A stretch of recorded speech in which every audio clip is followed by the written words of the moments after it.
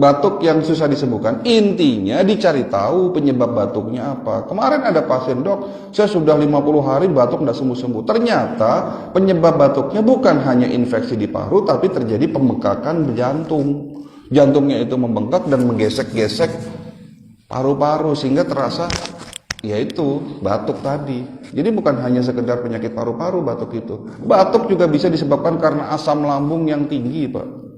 Jadi macam-macam penyebab batuk. Batuk juga bisa disebabkan karena adanya kanker paru. Tergantung.